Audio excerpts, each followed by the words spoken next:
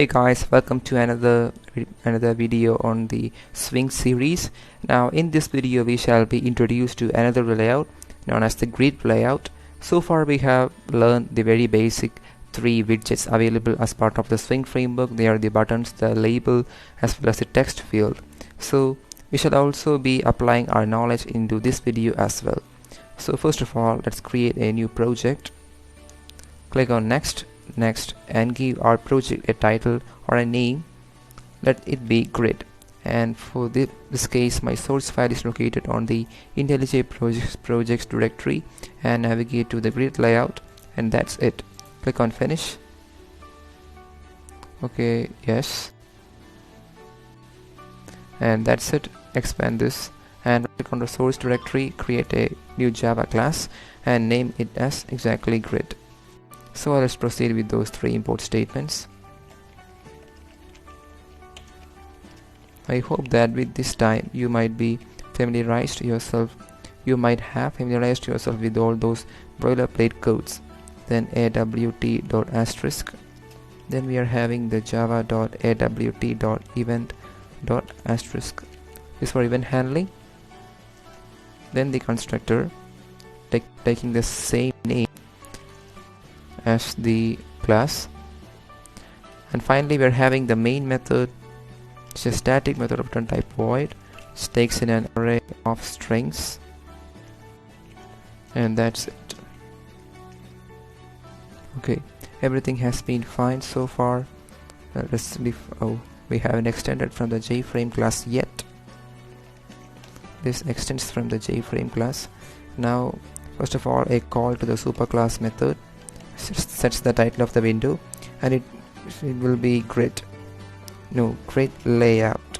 Let be a bit specific. Let it be a little specific there.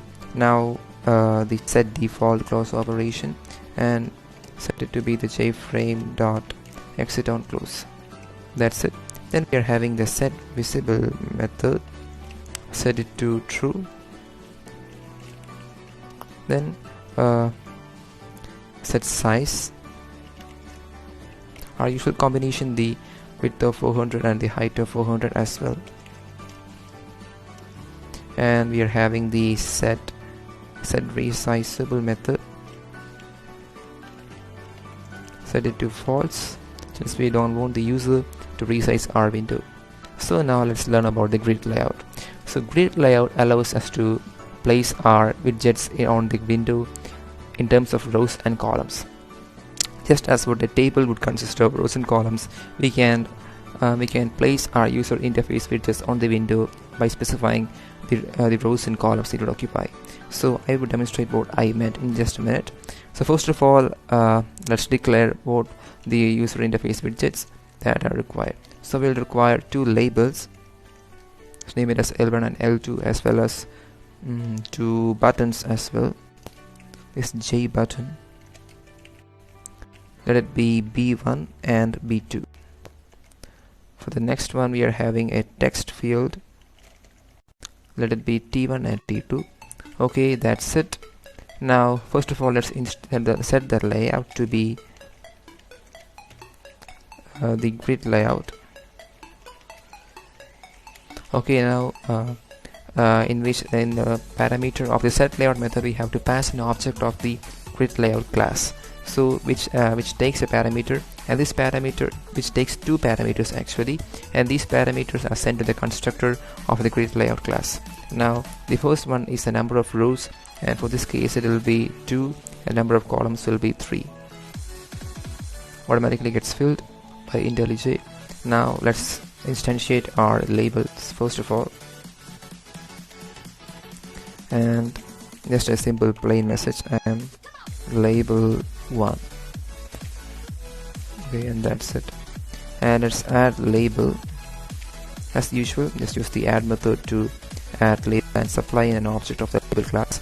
Then we are having another label, same message, just difference of the name, and label 2. Let's capitalize these words to make it stand out. Now let's add L2. Okay,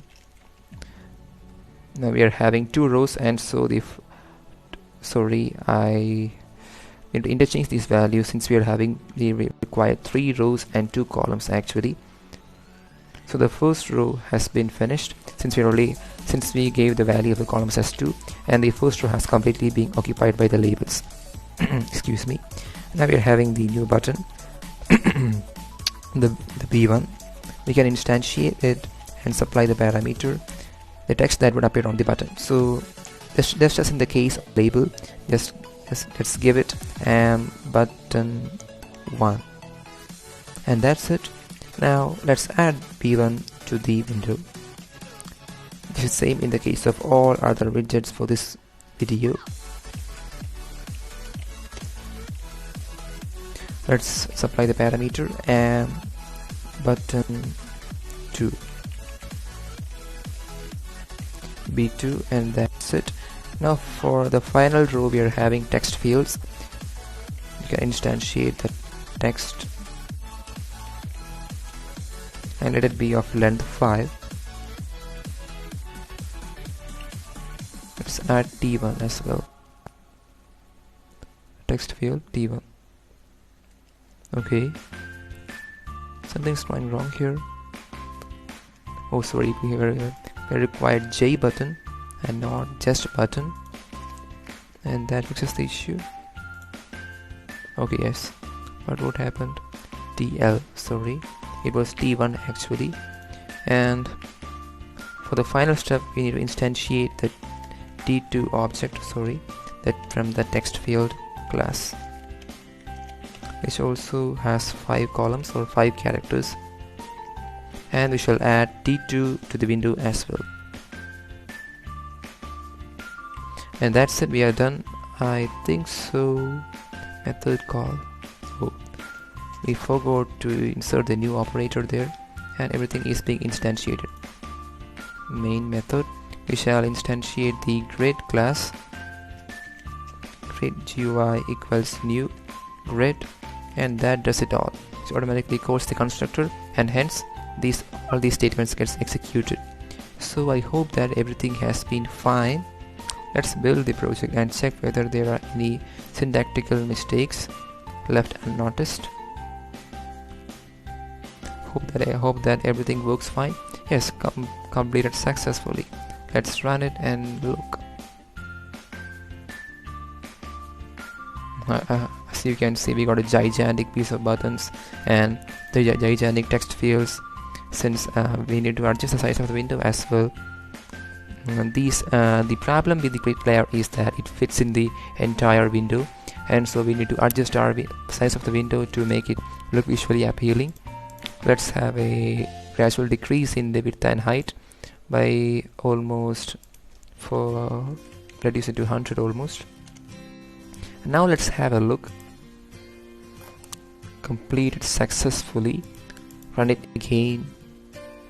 It is barely visible, so we can give it as almost 300, not 300, 250, not 3000, 250 actually.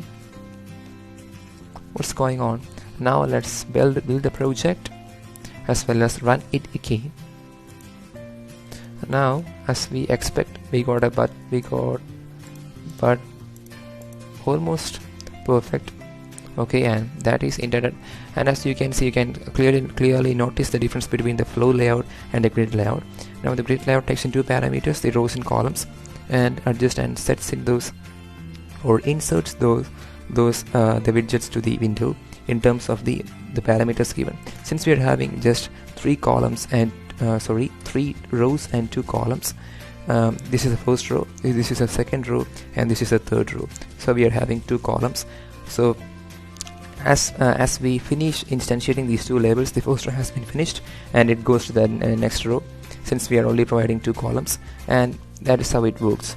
So I hope that you were able to grasp what is this grid layout, and you can create more awesome designs using these grid layouts as well. So I would say that that's all for this video. As usual, make sure you subscribe, leave a thumbs up, and also leave your comments below. And that's all for this video. Thanks for watching.